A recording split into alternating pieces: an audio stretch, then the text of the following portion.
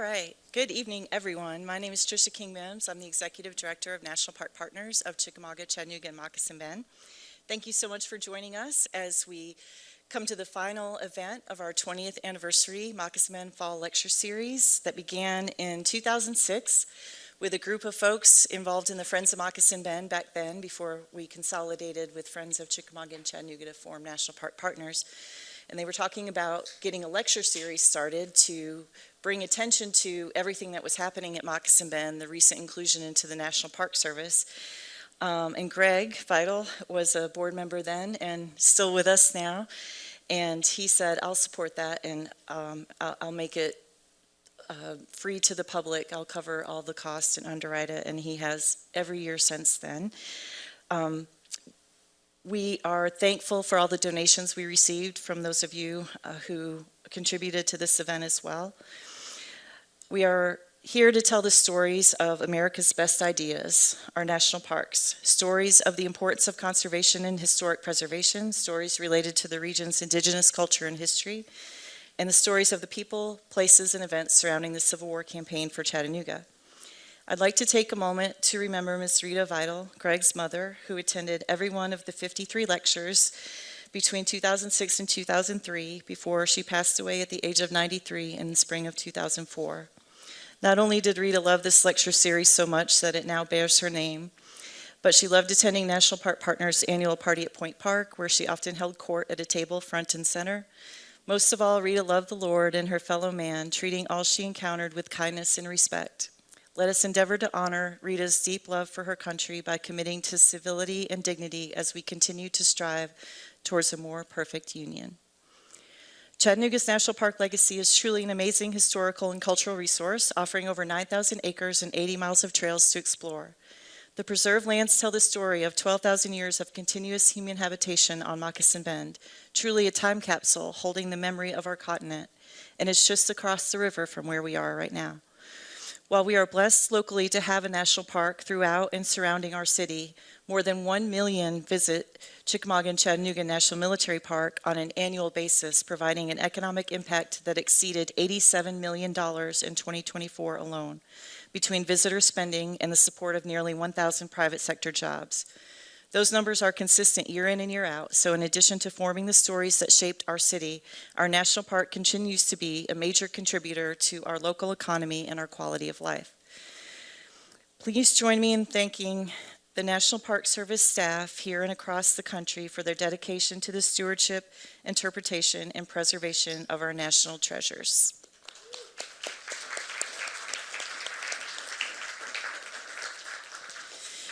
Now I would like to introduce Greg Vital, founder and sponsor of the Moccasin Bend Lecture Series. Among his many other awards and recognitions, Greg was the recipient in 2008 of the highest honor of the former Friends of Chickamauga and Chattanooga National Military Park, the Drew Haskins Jr. Award of Merit.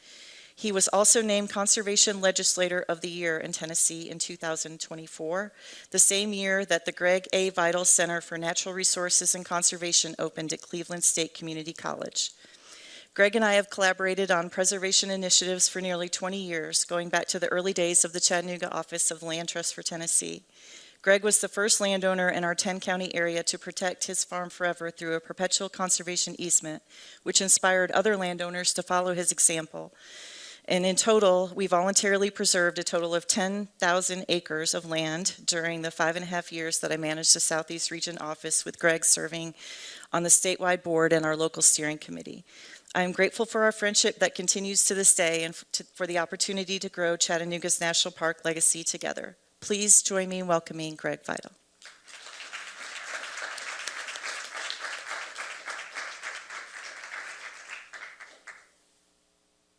Well, good evening, and thank you for being here. I'm glad everybody bundled up and put on some layers and came on out, because it would have been pretty easy tonight to say, I think I'll just stay at home and watch the YouTube in 2 or 3 days.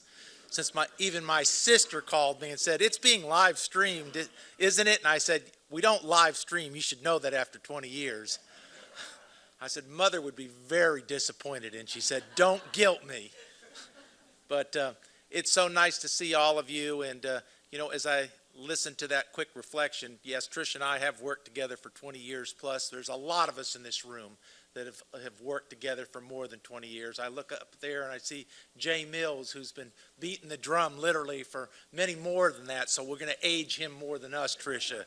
And our dear historian, Linda Mines, and others, and Jim Ogden telling the story, and Zelma. And so this 20 years of the lecture series has really been an opportunity for us to tell the stories of the things that are so important to us. The story of the land, the story of the people, the history, the unique connection between them, the special stories of the early growth of Chattanooga, its importance in the Civil War and its early industrialization, and then, more importantly, the importance of the public and private sectors coming together. And that's a unique parallel to the city of Chattanooga.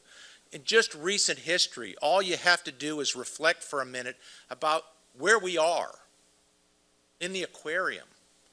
This was a public-private partnership that came together, Chattanooga Venture and Maybelle Hurley and others who were involved in that.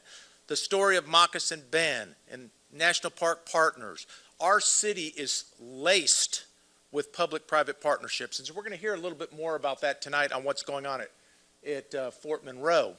But I think it's also important to reflect back that one of our early lectures was about the public-private partnerships that were just evolving at Golden Gate, which was one of the first places where that was evolved in the National Park Service.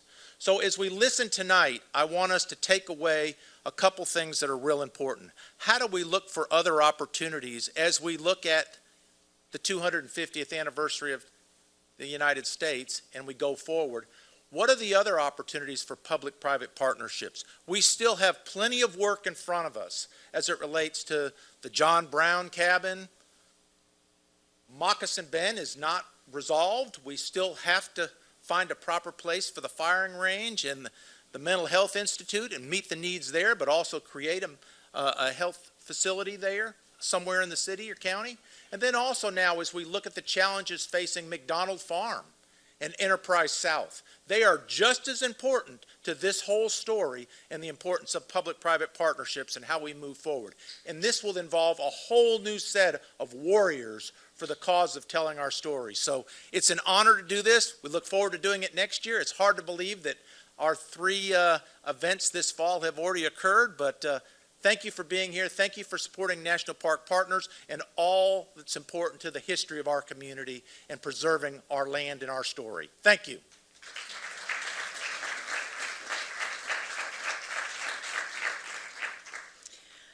In a moment, we'll hear from Scott Martin to talk more about Fort Monroe. But in the meantime, since you mentioned America 250 and Linda Moss Mines, she has spent almost 50 years? 53? Old. I mean, teaching and educating with a passion in public and private schools, colleges, industry, and doing lots of programming through local government. She is the official Chattanooga Hamilton County, Tennessee historian and the Vice President of Education for the Coolidge National Medal of Honor Heritage Center, just right across the Aquarium Plaza.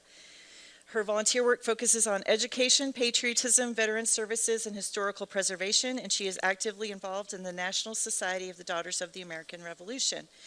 Please welcome Linda for a preview of America 250 plans locally for next year.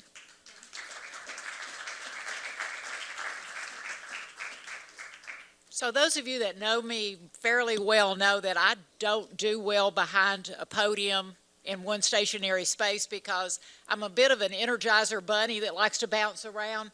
But I do want us to talk about America 250, the Chattanooga Hamilton County commemoration celebration that will occur officially beginning January 1 and will go through July 30th of 2027.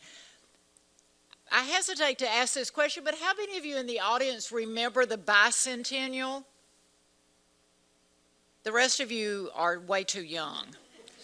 But I do want to point out, when we celebrated the bicentennial, the idea that we would at some point be celebrating 250 years of this republic, this experiment in self-government, thank you, that helps.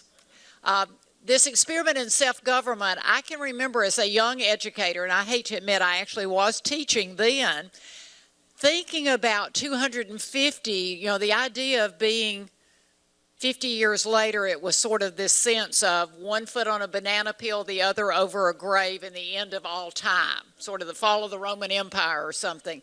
We are so excited because we have put together a coalition of more than 50 businesses, nonprofits, historical groups, and we are beginning to plan what America 250 is going to look like. Why are we doing that? Because it is a mandate that came down from the U.S. government. A group came together in 2016 to begin to think about the fact that we were going to be celebrating our 250th anniversary. The idea that the signing of the Declaration of Independence, that idea of self-government, of breaking away from the most powerful empire at that point on the face of the earth, a group of backwoods frontiersmen, as we were referred to in the Houses of Parliament, that we are still around 249 years later. We're going to make it to 250. And that we have weathered so much in that period of time, it is a great time to commemorate and celebrate. You'll notice that what we want to do from a national standpoint is take a look at that republic, the history of the republic. Governor Lee and the Tennessee General Assembly, including our sponsor tonight, have created a mandate, a mission for Tennessee to celebrate, to commemorate, to look at our history and to understand, and this is directly from their mandate. We have then in turn created an image for Chattanooga, and I'm here to tell you, how many of you are native to Hamilton County, to southeast Tennessee? Oh, that's fascinating. That is so good. So may I raise my hand and say I am not a native Hamilton County person, even though I am the Chattanooga and Hamilton County historian and have been for 20 years. I'm a Plateau, Tennessee, Cumberland Plateau girl. You know, Fentress County, Pickett, really redneck, hillbilly, Melungeon ancestors. So what makes Chattanooga so unique, and I'll tell you this really, really quickly, and I urge you to get involved, is the fact that Chattanooga is unique in the state of Tennessee. You know, you can look at Knoxville, you can look at Nashville, you can look at Jackson, you can look at Memphis, Oak Ridge, Cookeville, closest large area from where I'm from. None of them have the history that Hamilton County and Chattanooga have because we are so incredibly unique. We're formed as a county in 1819. Tennessee is created in 1796. We're one of the last counties to be created, and that's because population went across the northern part of the state. But when Hamilton County is created in 1819, it came to the north shore of the Tennessee River. That was the extent of the county, because where you are sitting today was Cherokee land. Our history is by far the most diverse history of any region of Tennessee. African American, freedmen, society here, strong middle class, indigenous people, Cherokee Creek, Chickamaugan. Interesting story there. European American, Revolutionary War, patriots by land grants. This history is so rich, so diverse, that what we're going to be doing is taking a look at that history, looking at the high points of our history, looking at those things that we could have and should have done much better, because history serves as a purpose to understand the past, to recognize where we are today, and to plan for the future. I won't be here for the 300th celebration. You know, medical science is advancing, but it's going to have to get really, really good. But there are some in this audience that may very well be here.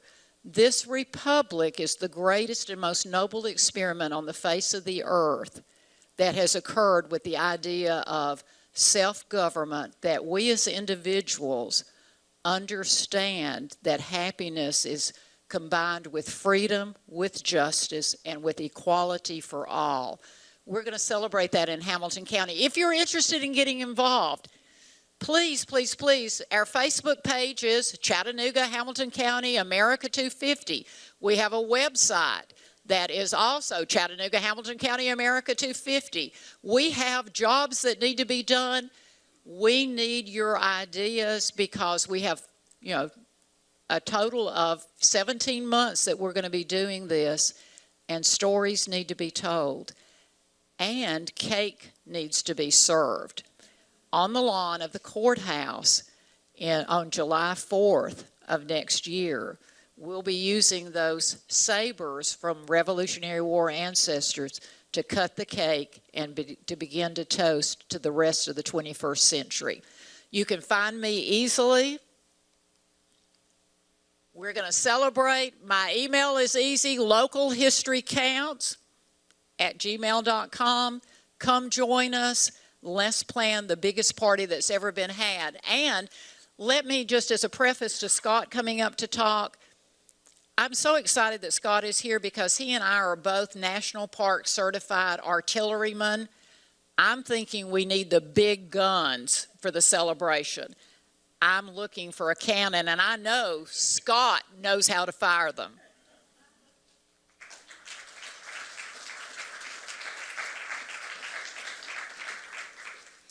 Thank you, Linda. Now I'm going to introduce Scott Martin, welcome him back to Chattanooga. Prior to becoming the CEO of Fort Monroe Authority last December, Scott served as administrator of the Department of Parks and Outdoors for the City of Chattanooga. He guided the development of the first comprehensive Parks and Outdoors plan in over 25 years, engaging more than 5,000 residents in the process, and helped secure nearly $8.5 million in philanthropic and public funding for parks and recreation. And I think there was this little National Park City thing that might have gotten started while you were here and finished with Brian and Monica and many very capable folks finishing the job that was started to make Chattanooga the first national park city in America, in this hemisphere. There we go, hemisphere. Previously, Scott served as executive director of the River Heritage Conservancy in Indiana, where he led efforts to establish a 4,400-acre urban park system celebrating the historic falls of the Ohio River. His experience also includes serving as parks director for 21st Century Parks in Louisville, Kentucky, where he helped develop a 4,000-acre nonprofit-run park system. Earlier in his career, he was the first director of Franklin County, Virginia Commerce and Leisure Services. The Bachelor of Arts in Political Science and a Master in Public Administration from Boise State University. He's a Fellow of the American Academy for Parks and Recreation Administration, serves as North American Chair for World Urban Parks, and is recognized internationally for his work integrating conservation, recreation, and economic development in urban settings. Welcome back, Scott Martin.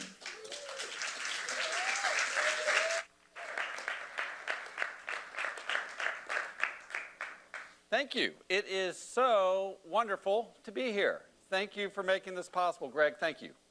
You made my wife very happy, and we contributed to the Tennessee bottom line shopping today, so you're welcome for that. I come to you from Fort Monroe, Virginia, but I come to you most importantly from the land of the Nansemond, the Pamunkey, and the Powhatan peoples, and I bring their welcomes for the elders past, present, and future of those lands. And I bring you greetings from Governor Glenn Youngkin and Governor-elect Abigail Spanberger as well, as we are working like you on protecting some of these special lands. I'm going to run through, as you can imagine, a big, long slide deck today for those of you who know me, so a little bit ADD. You know what's going to happen, and it's too fast, and some people call me a Yankee when I talk fast, but I'm not. And I want to start with this, of course. It is so neat to be doing this in North America's first national park city. And I'm so interested, and there are a lot of us watching around the globe about what happens next. And it's really going to be interesting to see how you as Chattanoogans take this mantra and advance it. So we're super excited to see where you go and how you advance it, and events like this are a perfect gathering. So here's what we'll run through tonight. I'm going to run through peer projects like Greg mentioned, touch on a couple of those. I'm going to talk about Fort Monroe parallels. For all those that are super excited on Monday night, we're going to talk about public sector governance for a second. That's what gets us out here, doesn't it? Yeah. We're going to have spreadsheets and flowcharts. But it's critically important. And then I'm going to not make eye contact with the state representative here in the room, but since I don't live here anymore, I'm going to offer some provocations on pathways forward that are intended to probably be terrifying, inspirational, and at least leave you questioning things when you leave. So that's our plan. I'll start with this. I think what's going on here at Moccasin Bend is very complex. It's also very important. I think you should know that there are successful projects from around the nation and around the globe you can steal from. You're not first. That's good. And I think you should know that Tennessee's opportunity is right here, right now, and this day is not coming back. Look to your left, look to your right. This is the group that's going to determine success. And I think that's really, really exciting and really fortunate. And I think you're there because of a couple individuals. I think we have to give a lot of credit to Representative Womp, who had the vision of this many years ago and spearheaded this move. Otherwise, we're not sitting here having this conversation today. And I think we do need to thank Representative Vital as well, who's personally kept this game going. Thank you, sir. Nationally kept this game going and cares about place. And place matters. So thank you both. Now, let's get into it. Great public spaces make us feel. Someone yell out what that is. Old Faithful. Pike Street Market in Seattle. The Bean. You can impress all your friends when you get home. Its official name is not The Bean. The official name is Cloudgate. The annual Windex cost for Cloudgate is $29,000 a year. Because every time they finish, a kid goes up with a booger-covered hand and just, puts it on. Chicago. How about that? The Louvre. How about this? Lorraine. These are places that make us feel deeply.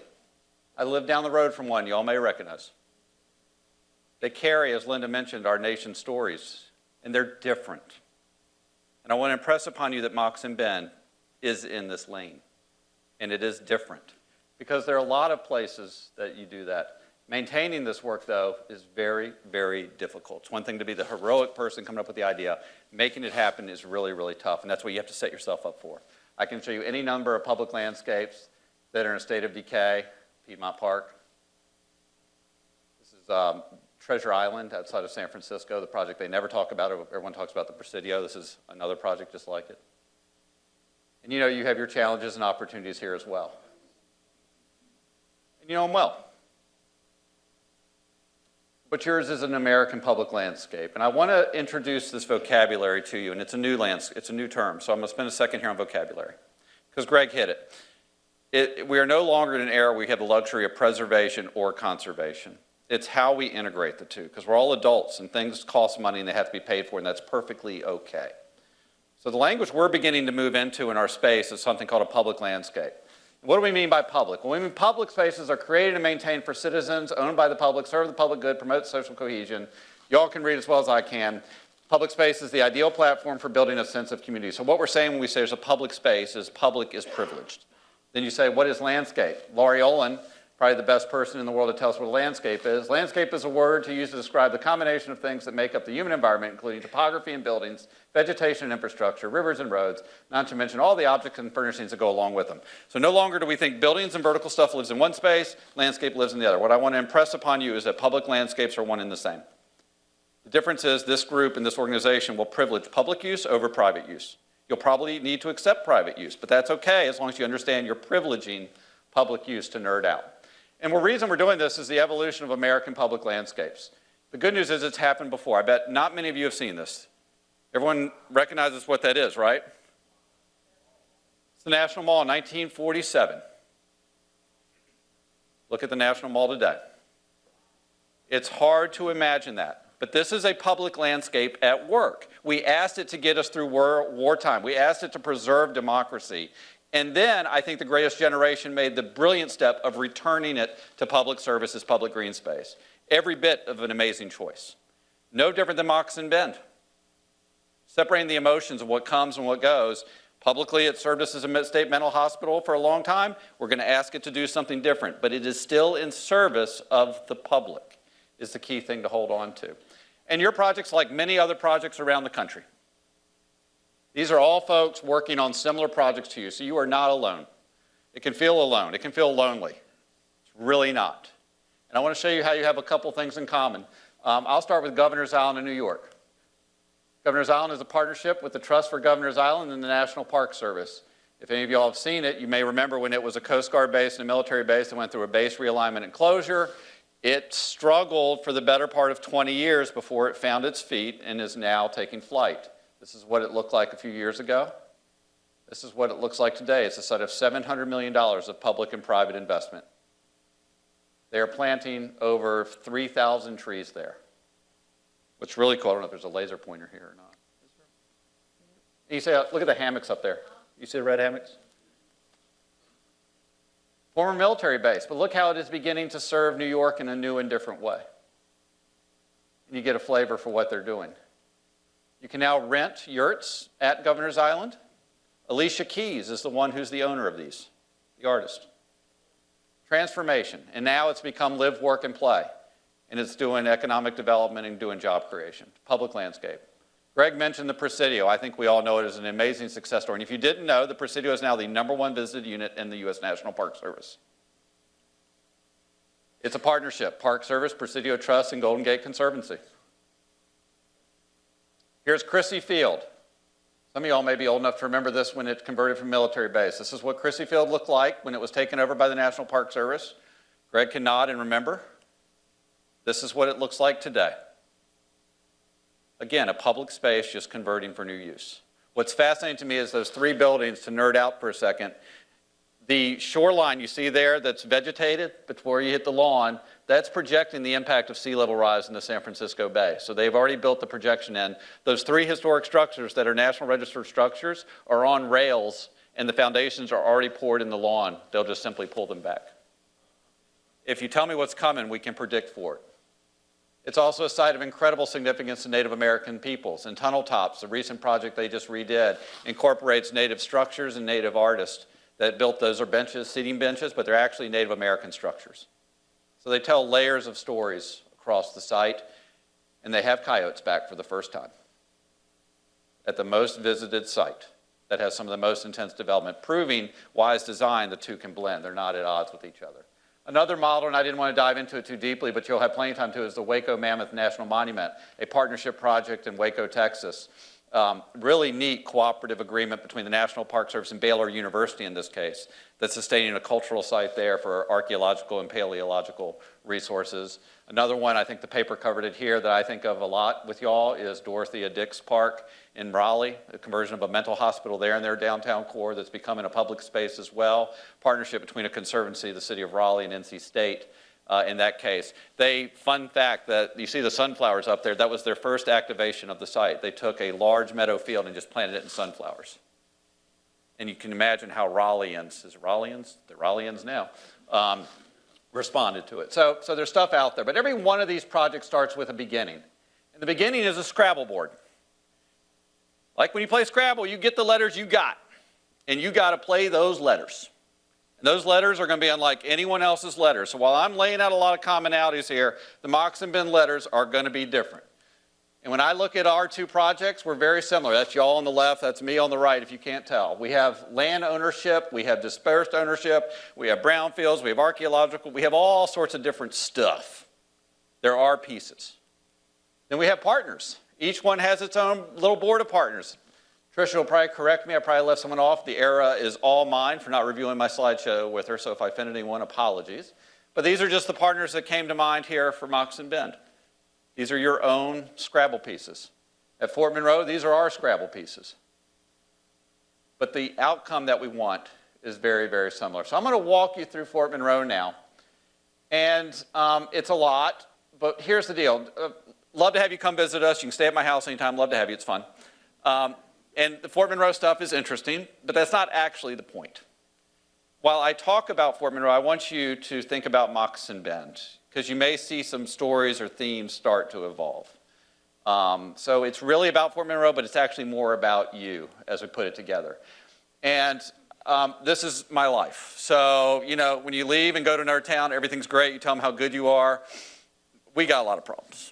We got problems all over the place. So we are far from perfect. I will share all of our warts, our heartaches. This work is difficult, and that's okay. But please do not hear this as we have our stuff together, mainly because they have me working for them now. And all of these projects, just to continue metaphor mania, or analogy mania, are layered cakes with land. And by layered cakes, we have archaeology, we have prehistory, we have post-millennial history, we have current history. We all are building on these lands that have story. And what I want to leave you with more than anything else tonight is we're not done building layers. you get to decide what the next layer is at Moccasin Bend, the next story. And it feels really difficult and almost precocious to say it, but you're writing history for people who have yet to arrive. You're leaving space for histories that have yet to be written. And that is really hard to do. But if you do it with courage, it can happen. And it always feels weird because all these stories and all of our deal, we want to look backwards. You've got to look forwards. And in Virginia, I can tell you it's really hard. The joke in Virginia is how many Virginians does it take to change a light bulb? It takes 10, 9 to change the light bulb, 1 to change the light bulb, and 9 to tell you how good the old light bulb was.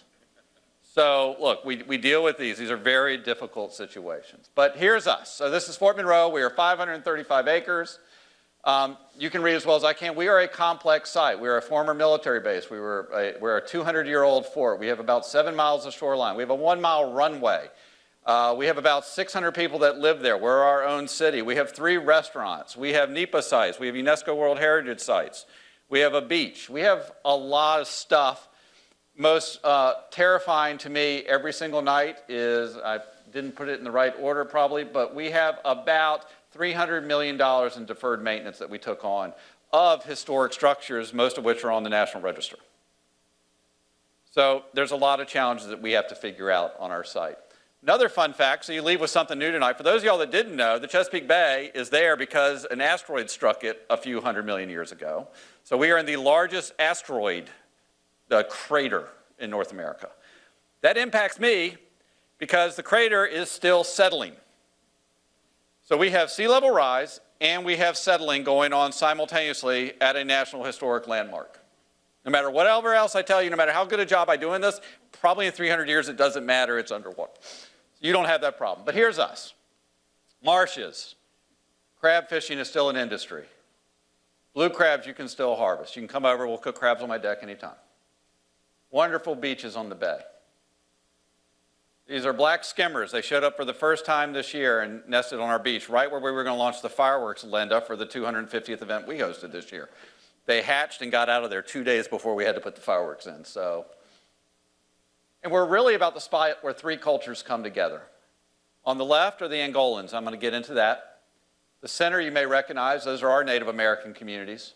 The Powhatans, the Nansemans, the Pamunkeys. And then on the other side, of course, are what we all learn in school, which is the arrival of the British settlers. All 3 of those cultures meet at Fort Monroe. So how do we tell those stories and how do they shape us? We were originally a spit of land. John Smith arrived in 1607, built Fort George shortly after he built Fort Algernon. They were all torn down by hurricanes, but this was the point you defended yourself on. It was the piece of land that stuck out. The first thing built there was Old Point Comfort Light, built in first one was built in the 1700s. It's still there today. It's the oldest lighthouse on the Chesapeake Bay. It is owned by the Coast Guard, but comes back to us next month.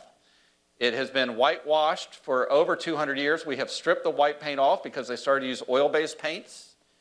So we have a little bit of a situation where it was like Tammy Faye Baker, and we stripped the makeup off so she could breathe a little. And so it's a very happy lighthouse right now, but not white. It'll be white next year when we get the oyster paint back on it. But that's one of the important things out there. Then after the lighthouse, we had a little incident around 1812. Never a good look when the First Lady is running out of the White House with stuff that needs to be protected, right?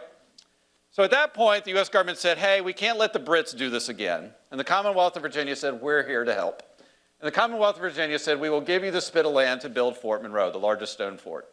That protects the entrance to Norfolk and Richmond, but it's also part of what we call the Gibraltar of the Chesapeake to protect the Chesapeake from the Brits getting back in.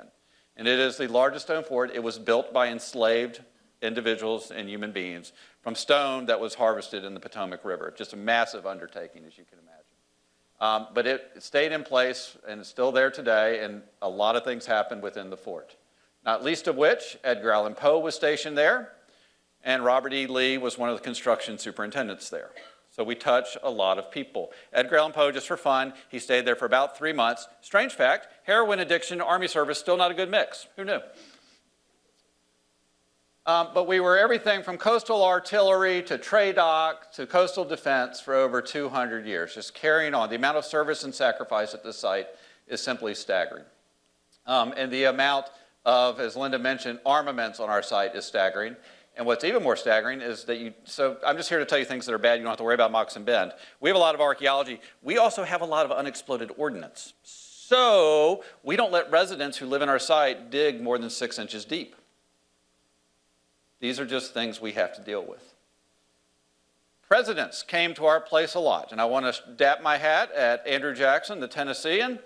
That island in the upper right-hand corner is called Rip Rap. It's part of Fort Monroe. The guns at the time couldn't shoot all the way across the bay, so they built an island in the middle so they could put guns on that, and you could cross out the bay and you couldn't let anyone through. That was Andrew Jackson's summer White House. And apparently it was like the worst place to be in the world because it was just mosquitoes and construction noise, and he just ate it up. So he spent every summer at Rip Rap Island just trying to get away. But FDR would come down. Teddy Roosevelt watched the Great White Fleet leave from us. Abraham Lincoln, the only president to command U.S. Army in combat, did so from here with the invasion of Norfolk, where he told, as I understand it, and Jim's here, so he can correct me if he remembers, but his command consisted of, hey, you should point the guns at the bad guys. You know, some presidents don't change. And then Dwight D. Eisenhower, his son was married there and he was stationed there as well. Our parade ground has 2 elevated greens right in the middle of it because Mr. Eisenhower liked to golf and thought a parade ground was fun, but wouldn't a golf course be just a little bit of a better use? So you beat the Germans, you can build a golf course.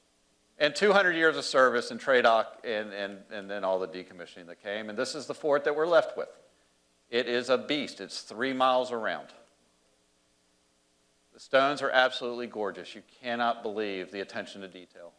And the textures and the fabric that they carry. And we have more recent structures. These are 2 Navy structures for the torpedoes or the mines they put across Chesapeake Bay. Those were mine houses. And then we have a resort. Half of the island was a resort. So this is where you would leave D.C. in the summer and come down to. The trains would actually end there. That's the Hygeia Hotel there. A lot of celebrities would come. We still have the marina from that. And one of the hotels we have that's on our property now is called the Chamberlain. It's built by the Vanderbilts. It's now an independent living site. So I have 350 residents who are in independent living there. The federal government should never be allowed to write real estate deals. Right before the Commonwealth of Virginia got the land back, they cooked a deal with the U.S. Army. The rent of this, which overlooks Chesapeake Bay, is $50,000 a year. We also have what are called sacred landscapes, and I leave the slide in a lot of talks I give, and it's so fun to give it to you all because you all appreciate it more than any other group I've probably ever spoken to, is when I say, what does a sacred land mean? And Chief Koo had the quote here, the ground on which we stand is sacred ground. It is the blood of our ancestors, and I know this room appreciates that more than anyone else. And we have that at Fort Monroe, like other places. Does anyone recognize that by chance? Plymouth Rock, I heard it. That's a sacred place in America, right? How about this? Alamo. Congratulations. Most Virginians, you have to put Pee Wee Herman's bike in the image for them to get it. Antietam, Burnside Bridge, where 20,000, right, Jim? 20,000 Americans were casualties in one day. Did I get that number right? 23,000. Little Bighorn. Selma. These are sacred American sites. Well, we have one. The land I serve has been the site of continuous Native American, not full occupation because it didn't have fresh water, but it's where they would come for shells, fish, live on the Chesapeake Bay. And what's really neat to us is this is one of our great live oaks called the Algernon oak. This tree is over 500 years old, which means it's a witness tree. It predates the arrival of Europeans. And that tree sits there every day. And what was real neat, this past July 4th, Governor Youngkin asked us if we would host him and a naturalization ceremony. And we had 99 Americans take their oath of citizenship underneath the limbs of that tree. And to watch that story move forward. And probably 20 of those individuals were in military uniform. They were already serving our country. So you think about the legacy of these lands and how they write the new stories. And then we have one of the darkest stories in American history. The slave trade arrived and began at Fort Monroe. Portuguese raiders were taking slaves from Angola. They were bringing them to Mexico. Privateers, British privateers at the time, captured their ship, flew it up, came up here because they were going to Jamestown. You had to stop at our place first. And there they disembarked 20 or odd is the term, Africans in bondage. Now, they weren't enslaved. It's very important to mention that, but they weren't free to go home either. I'll let you figure out what that means. But this is where they arrived. This is where America's dark stain showed up because the moment of freedom had vanished from that choice. We're building the first and the only African landing memorial that will open next month at Fort Monroe to honor that recognition and to begin placing it. Now, I have never in my career been in charge of a national memorial, so I've called a lot of friends that run Robbins Island in South Africa, friends that run Botany Bay in Australia, and said, what does it mean to have one of these monuments? They said the most important thing to do, especially as a white boy in charge of it, is you got to let it just cook. You got to give this thing space. You don't know what's going to happen. So it's the first time I've stewarded a place like this that's going to become sacred, in a sacred place. So the memorial will be done. This is what it looked like this summer. And then for the next 3 years, we get a new sculpture of the actual family members that arrived there, and they're going to be placed. And we don't know, we haven't figured out how we want to interpret it. Do you let the site like that just sit and let people reflect on it? Do you really need to put all the signs around it? We're working our way through that now with friends from the Smithsonian. But we know that that site is going to mean so much to the African American community because I'm already watching the number of crowds and audience members show up in anticipation of this is our Plymouth Rock. They've not had that. So it hits. In a funny circumstance, though, freedom for now African Americans also began at Fort Monroe. It was an event, 1861, Fort Sumter Falls. Fort Monroe is so big, no one's ever going to touch it. So it stayed in Union hands. 3 individuals, Baker, Townsend, and Mallory, fought through Confederate lines and arrived at Fort Monroe seeking their freedom, not knowing what was going to happen. General Butler at the time, not the best general, can I say that, Jim? Militarily, better than his reputation. He decided, he said, you know what? You're contraband. Because if I send you back, you're going to be used as labor for Confederates as the enslaved. So you're free. He welcomed them in. The U.S. colored troops began at Fort Monroe. 5 months later, 20,000 African Americans seeking freedom were under guided protection of the U.S. Army at Fort Monroe. Hampton University, the Emancipation Oak, began there as well. Mary Peake created that tradition there that we trace all the way through Booker T and forward. That began on our shores. So you have the arrival of the first Africans in bondage, and then through self-emancipation, they took the risk, found and created their own freedom and their pathway forward. That's not perfect yet, but that story knits our site together. They came through that gate there on the right, left, whatever side, right. I had a very powerful moment there this summer, and I'm on a name drop. Y'all know the artist Pharrell Williams. Pharrell's from our part of the world.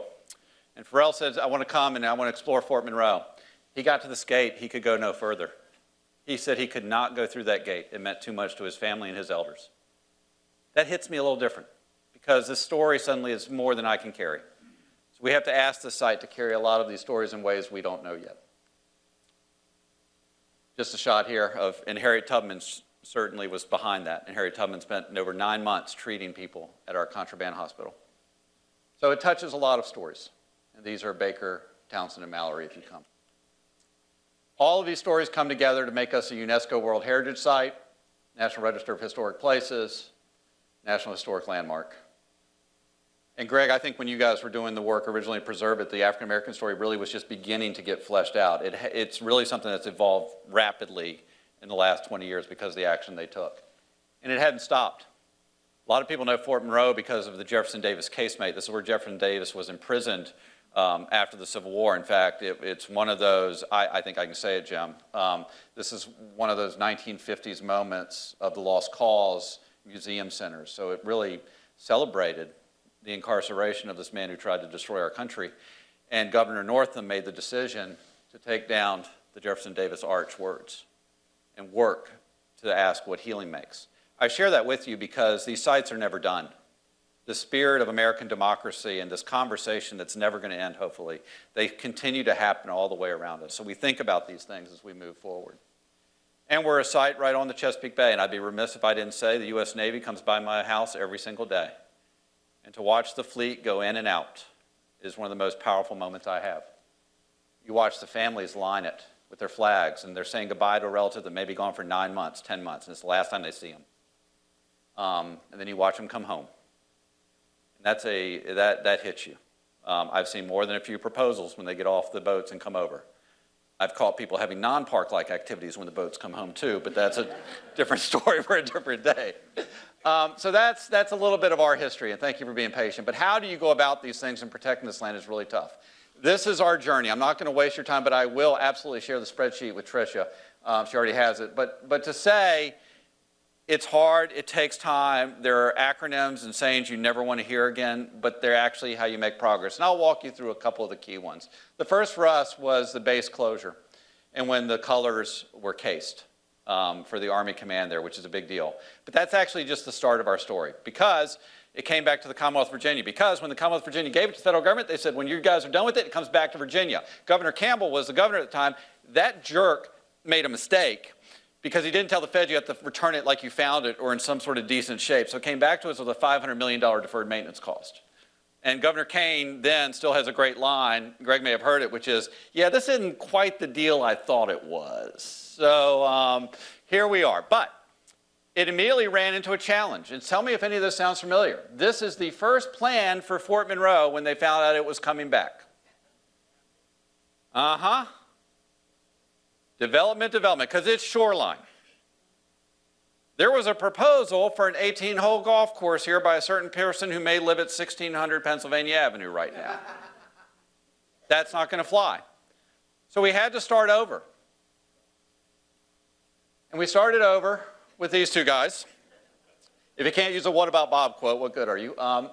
These are baby step processes to move us through. So the state stood up the Fort Monroe Authority. It's a state authority. This is who I work for. It's a state project, bar none. I have a 14-member board. 8 are appointed by the governor, 2 by the local city, the state senator, the state delegate, Secretary of Natural Resources, Secretary of Commerce and Trade. And we're in charge of the authority that manages that site. We kind of work in partnership, something like this, but ultimately we're the traffic cops that decide what goes and what doesn't go. That was created, I wish I had a laser pointer, I'm sorry, in 2007. Redevelopment plan that I'll walk you through in a second was 2008. National Park Service showed up with a reconnaissance study in 2008. 2011 was decommissioning. The National Monument was established in 2011. New master plan in 2013. African Landing Memorial in 2019, 2025. So what I say to all this is, all y'all that think, man, we've been at Moccasin a long time. You have, and you're probably going to be at it a little bit longer. It's okay, though. It's the way it has to be done to do it right. The other thing you have to have, bar none, is the engagement of your governor. Every governor of Virginia that has been involved with this project from the jump has been deeply and personally involved. I can tell you what Governor Kane did, all the way to Governor McDonald, who founded it. Governor Youngkin deserves a ton of credit. He put $50 million in the project in his last budget. Every single one of these governors plows into this project. And every single governor comes into my site not knowing what Fort Monroe is as well. They don't know the story I told you. So it's not new to us. And then you had President Obama. This is the first use that President Obama made of the Antiquities Act was for Fort Monroe. And he had to be pushed to do it. The administration was reluctant. Why were they reluctant? Because the National Park Service has way too many units already. They have way too much deferred expense. Are you going to give me one more thing to manage that I already can't? Which are completely legitimate arguments and facts. But at the end of the day, the African-American story at the site is so unique, it stood out. So we're actually protected for that and the fort. We have an and, not an or. And that allowed us to bring the National Park Service in. So these are our two charges. I'm on the left, the National Park Service is on the right. We work very well together. In fact, we work so well together that in the middle of the shutdown that we are experiencing right now, the Commonwealth of Virginia is paying all the bills for the National Park Service, and you don't notice any interruption in service. That's just what we do.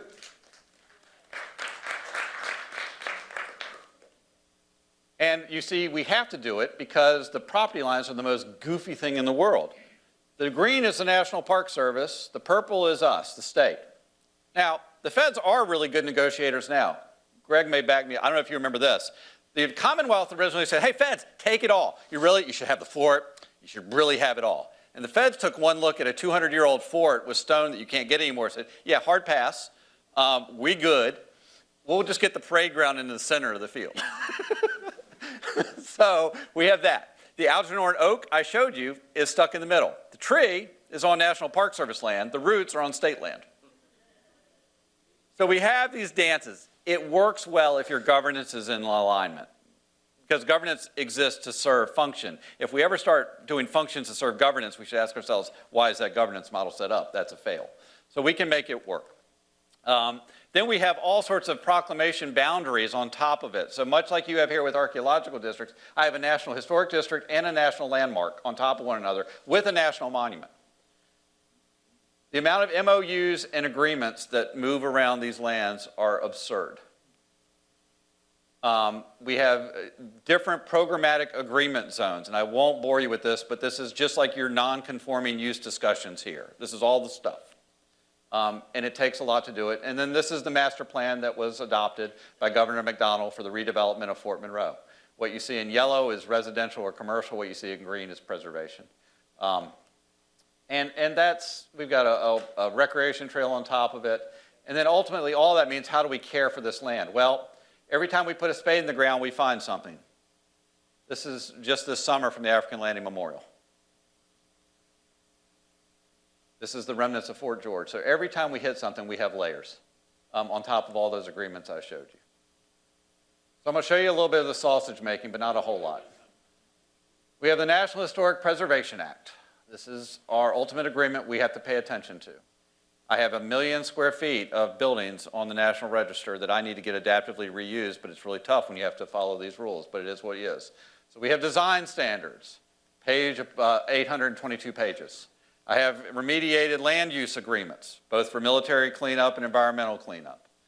I've got project review processes that result in spreadsheets, that result in consults with SHPA, that result in consults with federal NEPA. This is the flow chart for just a ground lease. And then this is the team that I work with every day that makes it happen. And the reason I wanted to take the time and bore you guys with this is to tell you it's okay. There are ways to make it work, but it's really hard. You got to have really skilled people. My ace in the hole is, and it's hard to point it out, if you see the word vacant, there's a white named David Stroud there. I have my own SHPO on my team. I have an agreement with the state that I have my own state historic preservation officer. I can clear all my documents internally, unless it's major. Step 2, I have 2 staff archaeologists. I don't wait for a consultant to come in. I pick up the phone and my archaeologist is on the site. So we do that like the Presidio did. They did the same model. We just copied from them. And that way we can speed things up. So I'm literally, even for new development, I'm 3 weeks to permit approval with all of that. But that's because I'm absolutely managing flows and task flows within our shop. And then we have, I went a little quick, on our interpretation, our museum staff that you see, Dr. Frances Bunnell, who's genius. She is actually our archivist. So we have a full staff of archivists who bring those records in as well. So archaeology is linked with archival. And it's just layer upon layer of making sure you've got this stuff all crossed and taken care of. And what it's allowed us to do is do redevelopment. This is now going to become, I'm not showing you construction here. This is, same architect did Library of Congress did this. It's a former military barrack. It's going to become apartments. We'll open next year, market rate apartments. This is one of our restaurants that's about to be redone. We hosted the Virginia 250 event last 4th of July. And yes, Linda, I like the Virginia line of America is made in Virginia. So we're just a little proud of that, sorry. But yes, we had to clear fireworks and drone shows. Anything we put in the dirt, we got to clear. And we lit a lot of stuff off. And then we host the African Landing Foundation's event every year out there, bringing our African American cultures together. We had Digimon Hansu, you may recognize him from the Marvel movies and things like that, his foundation plugged in. So just connecting the site. And we have a proposal now for a $120 million marina hotel complex there. And what all that led me to, on my first 9 months on the job, is that I'm afraid we're losing the forest for the trees. I'm afraid we're spot approving things that are really cool and neat, but are we losing the site? Because those plans were ultimately just land use and zoning. They weren't about experience. And land use and zoning just get you so far. I mean, you know, land use gets you this, and these things are important and they're fine, but that's land use. That's not city shape and infrastructure. That's land use.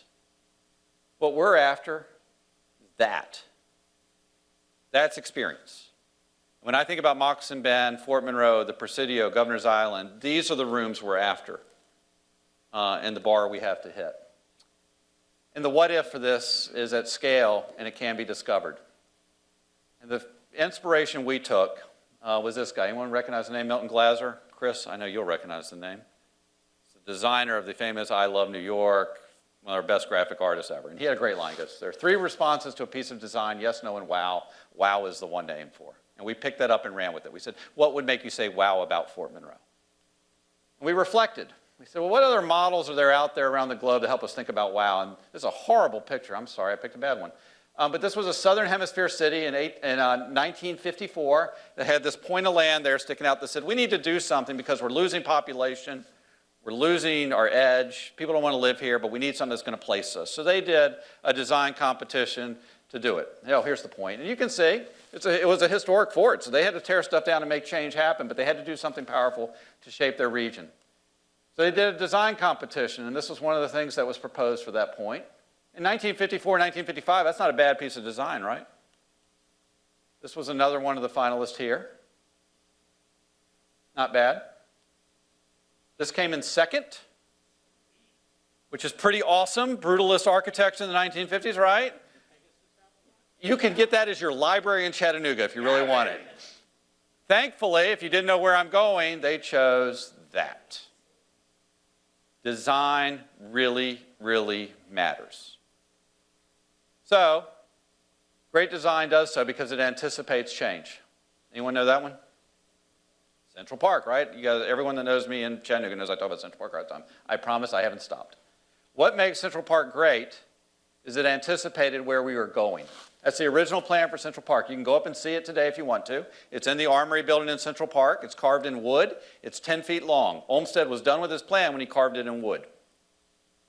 I want you to take a look at the trails, the reservoir designs, and all those. Here's the map they give out for Central Park today. Look how similar. He knew where we were going. Moccasin Bend has to know where Chattanooga is going. And that is hard to get right. But if you get it right, you can shape your whole community with it. And things like Belvedere become possible. Not saying you do that in Moccasin Bend, but that's what we get to. So we're doing the same thing. We've launched what we call our Landscape Action Plan. We are going to award it next month. And when doing so, I had to do something because Fort Monroe had descended into being a local project. So I used the design process to engage state leaders. And for the first time ever in Virginia, we had the Dean of the School of Architecture at UVA, the Dean of the School of Architecture, Landscape Architecture at Virginia Tech, our state's Director of Historic Resources, the Director of Architecture at Hampton University, the only HBCU with an architecture program, the National Park Service Portfolio Manager as a partner, and then Charles Birnbaum, who's President of the Cultural Landscape Foundation, our nation's Dean of Cultural Landscapes, be our jury. And they juried in our finalists.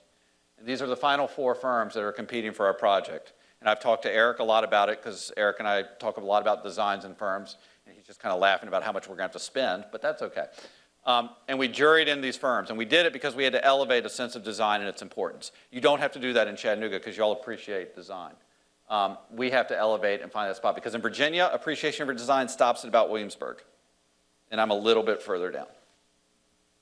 So I set all that up to leave you guys and make an unapologetic, full-throated provocation because I can leave town tomorrow. And I'm going to do so in this way, is that I think Moccasin Bend, it's time for the North Star. The save moment is over. Great. I'd love to pat you on the back, but I'm an old coach. It's time to, you got the ball back, it's time to score again. I don't care what you did last possession. That North Star already exists. Everyone recognizes that. That's the Nolan Plan for Chattanooga, probably one of the greatest pieces of green infrastructure design done in the U.S. I consider that a piece of art. You also have a very unique moment. Did anyone catch this quote in the Times Free Press on Saturday? Across the country, every landscape architect you talk to either knows somebody doing something in Chattanooga or is doing something in Chattanooga. It feels to me like it's one of the hottest cities on the landscape architect wish list. The game is here. Your moment to touch this game is now. You have the attention of a New York City happening right here. There's no better time to grab it. My next provocation is Moccasin Bend is appropriately a state project. Full stop. My National Park Service colleagues in the room, please cover your ears. They are out of the game, at minimum, for the next 3 to 8 years. They're off the table. They will have neither the resources or the staffing to do this work. It's a fact. If You're waiting for them to show up in shining armor. They are in damage control mode.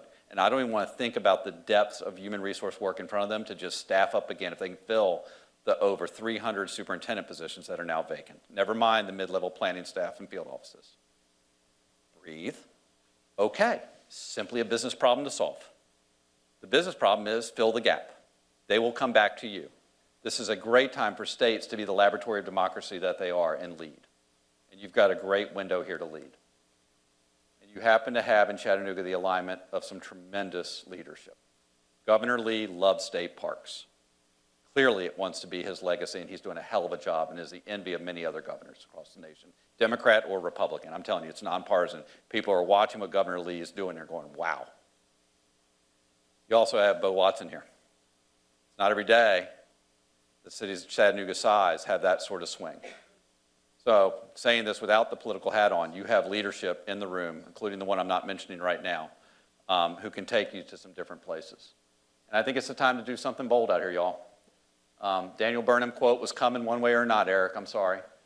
But I think it's spot on for the legacy of the landscape here. Make no little plans. They have no magic to stir men's blood and probably will themselves not be realized. Make big plans, aiming high in hope and work, remembering that a noble logical diagram once recorded will never die, but long after we are gone will be a living thing asserting itself with ever-growing insistency, which is why the Nolan plan shows up in every slideshow I still do to this day.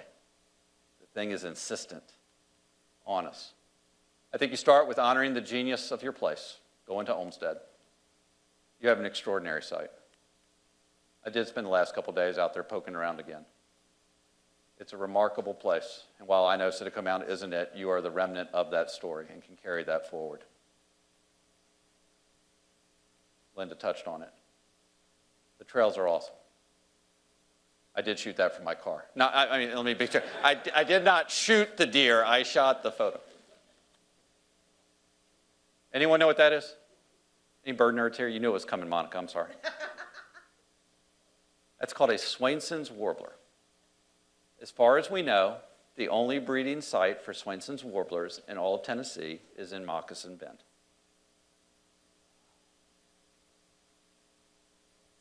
"10 minutes from downtown of a top 100 MSA, this bird is hanging on for its life.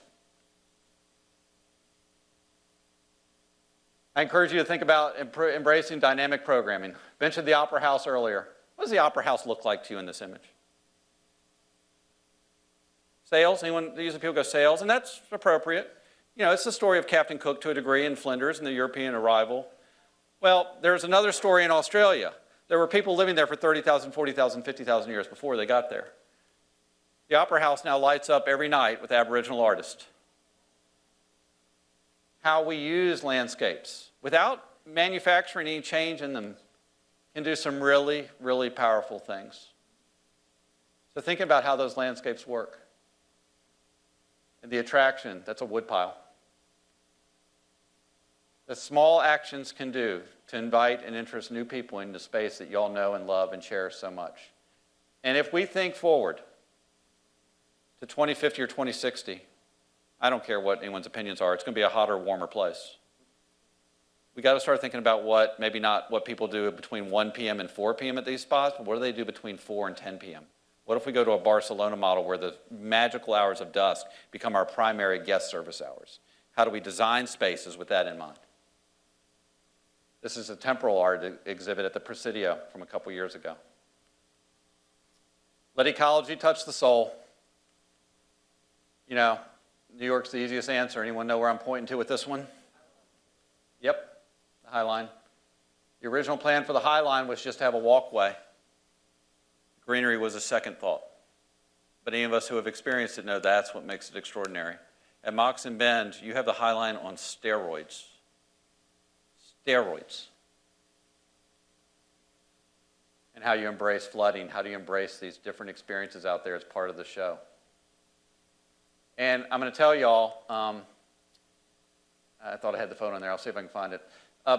Design with joy in mind. You know, if you're going to build playgrounds like this all over the place, you can. They're sad, they're pathetic, and they make me sad and pathetic. Do better. It's 10% more in cost.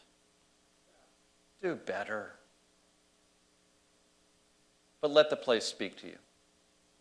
Privilege your pedestrian. I think everyone in Chattanooga knows this pretty well.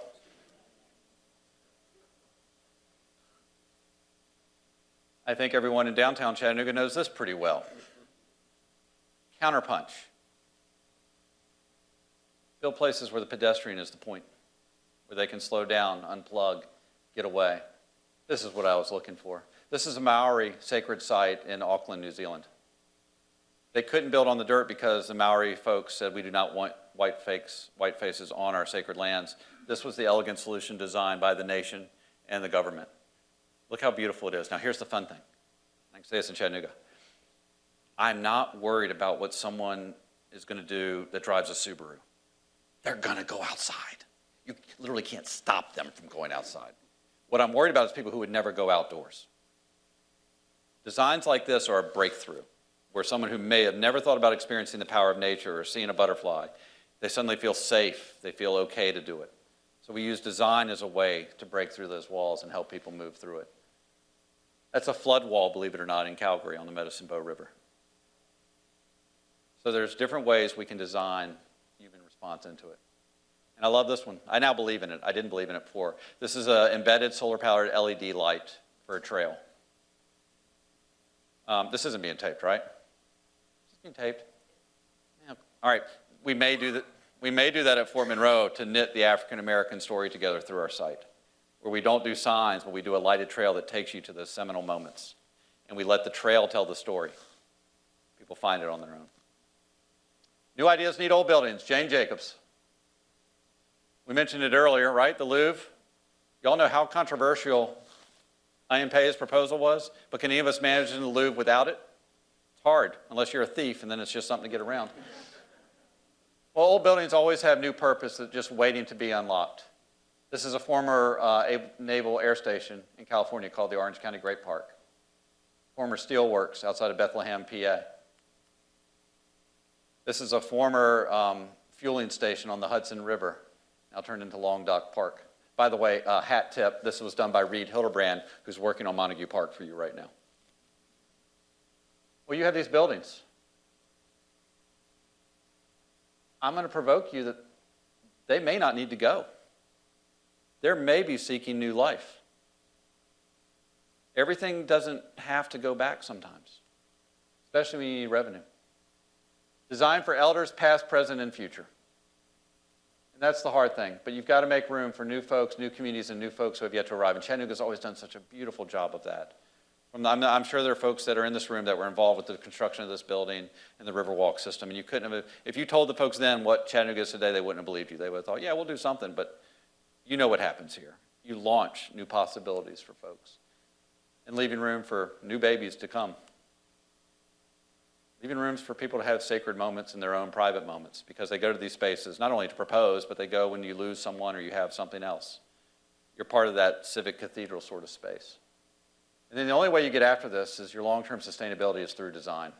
You're always going to have sources and uses. You know, and I don't see many new sources coming to the table, right? I mean, those are them. And uses aren't going anywhere. So you got to figure out a way to solve them from the jump. And I give you a model. It's called Shorefast in Newfoundland. I just spent a month with them up there. Look at them.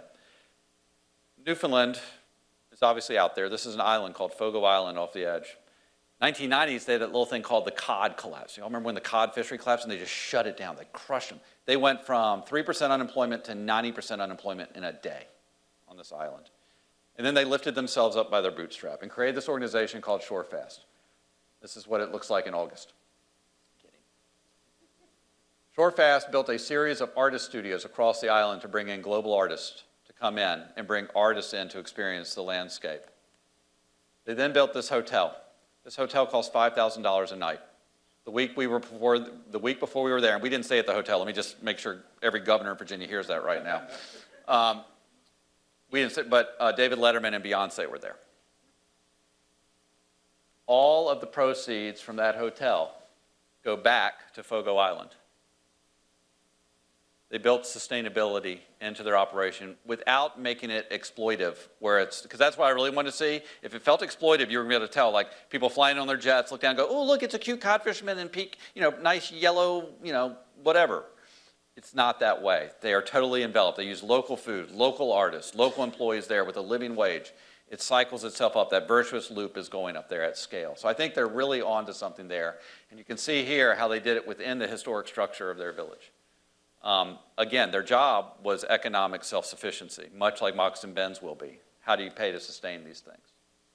And I encourage you not to think small. Carol Coletta, right down the road in Memphis. I love this quote of hers, local doesn't mean timid. And I don't know if you know this, you've already gotten to the deep end of the list. 3 years ago, Bruz Clark paid for the University of Pennsylvania's Weitzman School to come down here and do a series of provocations on Moccasin Bend. How many of y'all knew the Weitzman School did this? A few hands are up. Folks, this is the premier landscape architecture in North America who came down here and did this work.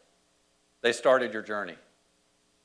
And it's grad level stuff, so, it's grad students. You take it for what it is.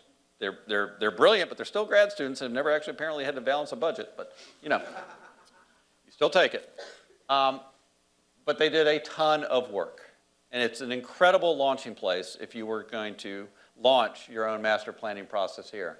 And these are just a few of the renderings they came up with for Moccasin Bend. There's over 500 pages of ideas that they explored, all speaking to the cultural significance of the site. They got it. They spent one day there and they got it. So my provocation, y'all, would be simple. It's a good day to be in Tennessee.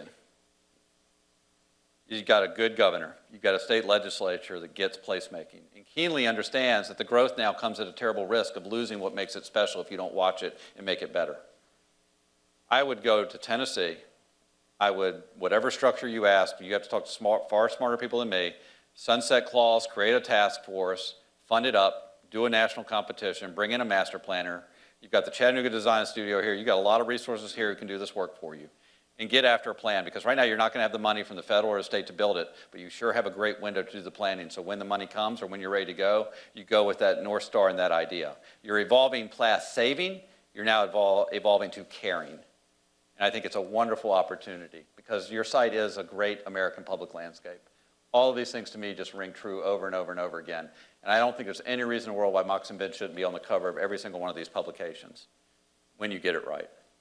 You will not find a better, more culturally significant site in a top 100 U.S. metro than you have right now in Moccasin Bend across the way. So that's it. That's the end of my slide. That's the end of my yapping. You can now throw me out of the state, Greg, and tell Virginia not to come across that border again. I appreciate so much having time with y'all and coming back.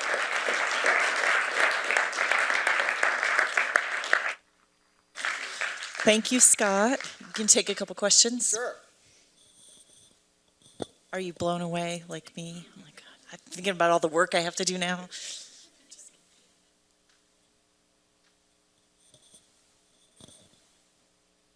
Hi, great, of course. We already have a wow place, and the trouble is it's on the hospital land. If you just drive down that road and pretend that you got lost and you just need to turn around, they'll let you turn around, and you are at the foot of Lookout Mountain on this grass that is already gorgeous. It's just waiting for us. And you look up like they lit, all those indigenous people, they looked up and they saw the mountain. We tend to get up on top and look down. Yes. But you need to look up at this thing that inspired everybody to stay on the bend and live and to fight for something when the Civil War came. And we never get down there, so I'm daring everybody in this room to drive down to the hospital parking lot. When they say you can't come in, you just say, oh, I need to turn around. And you go into their parking lot and you just sit there and say a prayer. And let's make this happen. It is time. Thank you, Susanna. Anyone else? Thank you. My name is Jim Gallagher. A few of you know me, some of you don't. But all I can tell you is he's 100% right. We've been thinking for many years way too small on this project. And there's no reason we can't have the greatest or one of the greatest park designers in the world and make our dream come true. So let's follow this young man's idea and think as big as we possibly can. Thank you.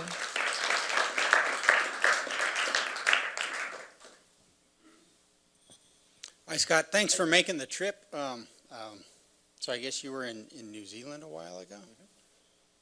Nice trip. Yeah. Nice trip. Thanks for bringing your thoughts and ideas, what you did for the city while you were here, and then bringing that back. I'd like to ask you, how do you feel, what are your thoughts, having the experience you have around the world and here, about programming versus hardware? Here's what I'm thinking right now. The biggest turnover right now in the city of Chattanooga for the past 20 years hasn't been hotels, it's been restaurants, right? Boom, boom, boom, boom, boom, boom, boom, right? Does it make sense for the city to put, $15 million into building restaurants that could become just a place that turns? Or do you take that $15 million, build a little bit of something that increases your ability to program, to bring in like the Iron Man, the head of the hooch, these things that fill hotels in the whole city. Yeah. The entire city is rented out for an entire weekend on these events. Talk to us about programming versus hardware. Yeah, good question. And I say this without apology, is the hardest decision my wife and I ever had to make was leaving Chattanooga. I say that. I'm glad April's here. She's going to do wonderful for y'all. She's a rock star. We left for family reasons. We love the city. I've got my wife in tears when we pull out, so know that. Chattanooga is extraordinary because it's comfortable enough to say bigger isn't better, better is better. And I think that's a community that's asking the right questions. So I think that's a real powerful point. I don't know how to answer your question other than maybe to do this, is when we look at the cities across the globe that have been on the receiving end of the Anthony Bourdain over-tourism moment, that's a real thing. If you've been to Barcelona, Madrid, you name the city, what we observe is that the ones that feel sustainable are the ones that really doubled in on who and what they were. And my 2 cents, for what it's worth, is that events actually aren't the point. They're fine. I'm more interested in building a place that's great for locals to live, because the lessons from Rotterdam, The Hague, name your city, is visitors then come to see that unique local thing. And if you find out what that unique local thing is, everything else will tend to take care of itself. So you don't have to worry about keeping up with someone. Yeah, events are great, that we used them in Boise too to brand ourselves, but at some point, you've got enough of your own momentum that I think you can trust yourself and have confidence and shoulder up and say, we're good. That maybe was a political answer, but I really feel that. I think that's why Williamsburg is still successful, 80 years after Rockefeller got done, is it's just a place. And that place, and there's no place like Chattanooga. There is no place. Huntsville's never gonna touch y'all. Greenville is a freaking flash in the pan, plastic crap South Carolina joint compared to what you're, sorry, it is. I mean, it is. I mean, this is the real deal. Y'all are real people. It's just legit. I love that about this, because you're not trying so hard and you're asking the hard questions and you're digging in. So I think keep doing that would be my advice. And your best, most competitive advantage is your outdoors and conservation. It is God gave this place the most remarkable mornings ever. I think some of y'all have heard the story, and I'll tell you the story, sorry. And if I'm wasting your time, everyone can leave. So I was in Australia making the National Park City pitch for us, for Chattanooga, okay?